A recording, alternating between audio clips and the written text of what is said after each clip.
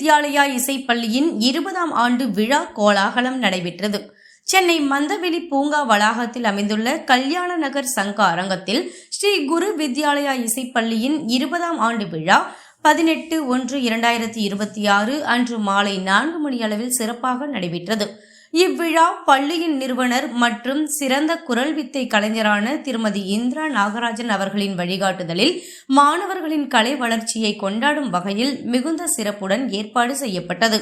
மேலும் கடந்த 20 ஆண்டுகளாக இசைக்கலையில் குழந்தைகளின் மறைந்திருக்கும் திறமைகளை வெளிக்கொணர்ந்து அவர்களை பல்வேறு போட்டிகளில் பங்கேற்க செய்து சாதனைகள் படைக்க செய்ததில் திருமதி இந்திரா நாகராஜன் அவர்கள் அளப்பரிய பங்காற்றி வருவது குறிப்பிடத்தக்கது. மேலும் இந்த நிகழ்வில் விழாவின் முதன்மை விருந்தினர்களாக நித்ய கலாரத்னா விருது பெற்ற டாக்டர் எத்திராஜ் சந்திரன், KM ஜெயமாதவன் நாட்டியாலயத்தின் நிறுவனர், சிறந்த நாட்டிய கலைஞர் மட்டுமல்லாமல் பல ஆண்டுகளாக பரதநாட்டிய கலைக்கு தன்னை முழுமையாக அர்ப்பணித்து எண்ணற்ற மாணவர்களை உருவாக்கி அவர்களை மேடைகளில் ஒளிர செய்துள்ளார். தமிழ்நாடு மட்டுமன்றி மலேசியா உள்ளிட்ட வெளிநாடுகளில் இருந்தும் மாணவர்கள் வந்து பயிலும் அளவிற்கு அவரது கலை பங்களிப்பு விரிந்துள்ளது. டாக்டர் ராகவேந்திரன், வேல்ஸ் பல்கலைக்கழக உதவி பேராசிரியர், இசை கலைமணி திருமதி B விஜயலட்சுமி, இசை கலைமணி திருமதி R கமலாதேவி மற்றும் திரு ஸ்ரீனிவாசன் மூர்த்தி ஆகியோர் கலந்து கொண்டு விழாவை சிறப்பித்தனர். மேலும் இந்த விழாவில் சிறப்பு அழைப்பாளர்களாக வீரபாண்டிய கட்டபொம்மன் மக்கள் முன்னேற்ற இயக்கத்தின் நிறுவன தலைவர் லயன் டாக்டர் LTR இளைய கட்டபொம்மன், RTNC கிரிதரன், முன்னாள் தலைவர் மீனாட்சி, பிரபல திரைப்பட பின்னணி பாடகர் டாக்டர் கோவே முரளி, திரைப்பட இயக்குனர் மற்றும் நடன இயக்குனரான திரு விஜய் மனோகர், டாக்டர் சிவகுரு மற்றும் டாக்டர் அன்பு பொற்செல்வி ஆகியோர் கலந்து கொண்டு மாணவர்களின் இசை நிகழ்ச்சிக்கும் எதிர்கால வளர்ச்சிக்கும் அவர்களை பாராட்டி வாழ்த்துக்களை தெரிவித்தனர். மேலும் விழா ஸ்ரீ குரு வித்யாலயா மாணவர்களின் கலாச்சார நிகழ்ச்சிகளுடன் தொடங்கியது. ஜனவரி 4 அன்று நடைபெற்ற போட்டிகளில் வெற்றி பெற்ற மாணவர்கள் கவிதை வாசிப்பு, முழக்கங்கள், பாடல்கள் உள்ளிட்ட நிகழ்ச்சிகளை வழங்கினர். மேலும் டாக்டர் எத்திராஜ் சந்திரன், KM அவர்களின் ஜெயமாதவன் நாட்டியாலயா மாணவர்கள் 8-9 பேர் இணைந்து வழங்கிய பரதநாட்டிய ஆடல் வழிபாட்டு நடனம் பார்வையாளர்களை பெரிதும் கவர்ந்தது. நிகழ்ச்சியின் தொகுப்பாளரான மிஸ் ஓவியா அவர்களின் நேர்த்தியான நிகழ்ச்சி நடத்தலுடன் வரவேற்புரை வழங்கப்பட்டது. தொடர்ந்து மேடையில் இருந்த அனைத்து விருந்தினர்களும் மாணவர்கள் மற்றும் பெற்றோர்களை நோக்கி உரையாற்றி கலை வளர்ச்சி, ஒழுக்கம், தொடர்ச்சியான பயிற்சி மற்றும் பெற்றோரின் பங்கு குறித்து மதிப்புமிக்க ஆலோசனைகளை வழங்கினர். அதனைத் தொடர்ந்து போட்டிகளில் வெற்றி பெற்ற மாணவர்களுக்கு பிரிவுகளின் அடிப்படையில் பரிசுகள் வழங்கப்பட்டன. ஒவ்வொரு மாணவரும் மேடையில் பாராட்டப்பட்டு பரிசுகளை பெற்றுக்கொண்ட மகிழ்ச்சியான தருணங்கள் விழாவிற்கு மேலும் சிறப்பை சேர்த்தன. விழாவின் இறுதியில் நன்றியுரை வழங்கப்பட்டு விழாவில் பங்கேற்ற அனைத்து விருந்தினர்கள், பெற்றோர்கள், மாணவர்கள் மற்றும் நிகழ்ச்சியை வெற்றிகரமாக நடத்த உதவிய ஏற்பாட்டு குழுவினருக்கு மனமார்ந்த நன்றிகள் தெரிவிக்கப்பட்டன. ஸ்ரீ குரு வித்யாலயா இசைப்பள்ளியின் 20ஆம் ஆண்டு விழா கலை வளர்ச்சியின் பெருமையை வெளிப்படுத்தும் ஒரு நினைவு கூறத்தக்க நிகழ்வாக நிறைவு பெற்றது. இத்தகைய கலைப்பணி எப்போதும் இடையறாது தொடர்ந்து கொண்டே இருக்கும் என்று அந்த பள்ளியின் நிர்வாகி திருமதி இந்திரா நாகராஜன் மிகுந்த மகிழ்ச்சியுடன் தெரிவித்தார்.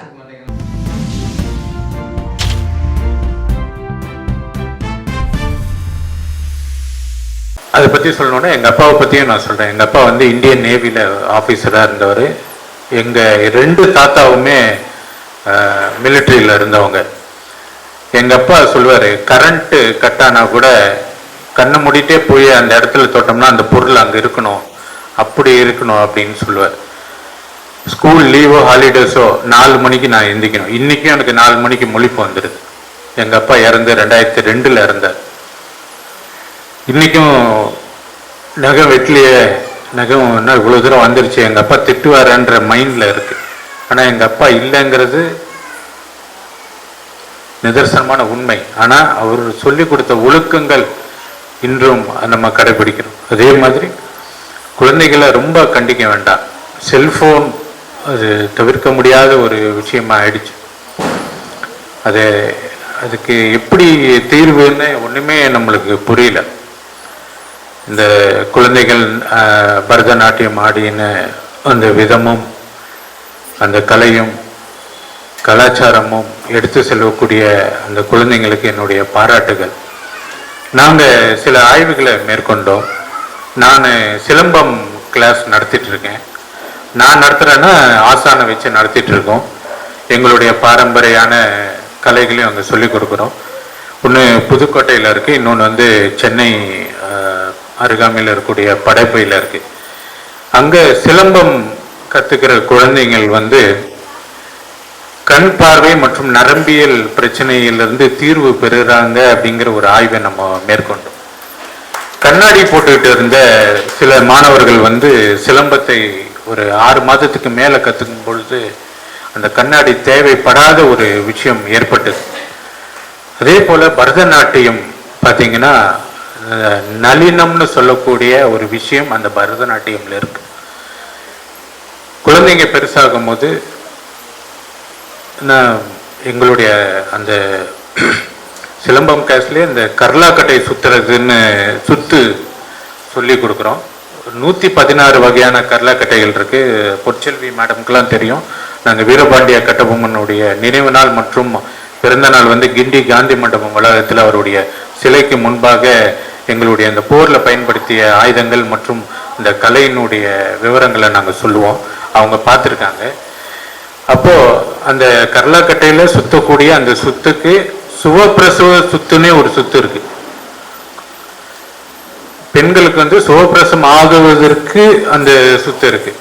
உடல் எடையை குறைக்கிறதுக்கு, தொப்பையை குறைக்கிறதுக்கு, நம்மளுடைய மைண்டை ஒருநிலைப்படுத்துவதற்கு, இது போன்ற அத்தனைக்குமே ஒரு கர்லாக்கட்டை இருக்கு. அந்த கர்லாக்கட்டைக்கு எப்படி சுத்தணுங்கிற ஒரு சுத்தம் இருக்கு. அதே போல பரதநாட்டியம்ல பாத்தீங்கன்னா ஒரு ஆய்வு அந்த பெண்கள் இந்த நளினம் மட்டும் அல்லாமல் இந்த சுவப்பிரசவம் என்கிற ஒரு விஷயமும் அந்த பரதநாட்டியம்ல இருக்கு.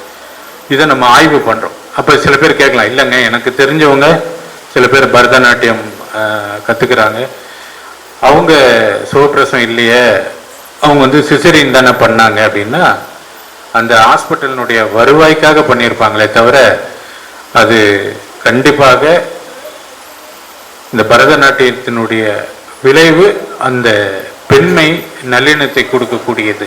நான் நடிச்சு அந்த மராட்டிய அந்த அவ்வளோ ஒரு துல்லியமா அந்த வேர்ட்ஸ் தப்பு இல்லாத இவ்வளோ இன்ட்ரெஸ்டா ரசிச்சு ரொம்ப ரசிச்சு பாடினா ஸ்ரேயான், இன்னும் நிறைய பேர் அவங்க எல்லாம் ஊர்ல இருக்காங்க வரல. அப்புறம் என்னோட டான்ஸ் என்னோட கொலீக் என்னோட ஒர்க் பண்றவங்க அவங்களும் எனக்கு இவ்வளோ தூரம் அவங்க போகிற இடம்லாம் எல்லாம் ஃபர்ஸ்ட் ப்ரைஸ் தான். அவங்க எல்லாமே போஸ்டர் ஓட்ட மாட்டோம். இங்கே தான் போஸ்டரே ஓட்டினாங்க. நான் இங்கே வந்ததுக்கு அப்புறம் தான் டிவியே வந்தது. ஆக்சுவலாக இந்த தூர்தர்ஷன் அந்த அளவுக்கு நாங்கள் ரொம்ப ஒரு கஷ்டப்பட்டு தான் முன்னேற வேண்டியது. இப்போ அந்த அளவுக்கு இல்லை. ஒரு தொழிலில் கஷ்டப்பட்டோம்னாலே போகிறோம், முன்னுக்கு வந்துடலான்ற ஒரு நிலைமை இப்படி இருக்குது. அது உண்மையிலேயே பாராட்டக்கூடியது. எங்களுக்கெல்லாம் இல்லாட்டாலும் இந்த ஜென்ரேஷனுக்கு அந்த மாதிரி ஒரு ஏற்பாடுகள் வசதிகள்லாம் இருக்கிறது உண்மையிலேயே ஒரு கடவுள் கொடுத்த வரப்பிரசாதம். இது நல்லா பயன்படுத்தி எல்லா குழந்தைகளும் மாதா பிதா குரு தெய்வம் நம்ம நாட்டு கொடி இது எல்லாத்தையுமே நீங்கள் மதிக்க கற்றுக்கணும். முதல்ல அப்பா அம்மா கிட்ட நல்ல மரியாதையாகவும், அதே சமயத்தில் உங்கள் ஆசிரியர்கிட்ட அவ்வளோ மரியாதையாகவும், இந்த நாட்டுப்பற்று உள்ளவர்களாகவும், நம்ம கொடியை மதிக்கக்கூடியவர்களாகவும் இருக்க வேண்டும் என்பது என்னுடைய வேண்டுகோள். முடிக்க முடியும்னு அவங்க சொன்னாங்க.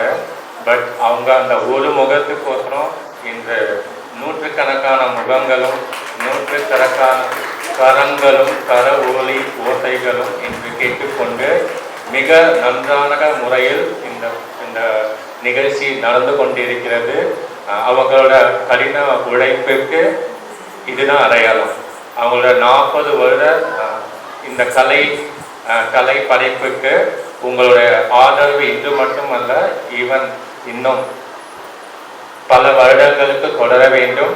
இன்னும் இந்த நிகழ்ச்சி மிகப்பெரிய அளவில் மிகப்பெரிய கூட்டமோடு பல மாணவர்கள் அவர்களுடைய திறத்தை காட்டுகின்ற வரையில் அமைய வேண்டும். மேடம் அடிக்கடி சொல்றாங்க,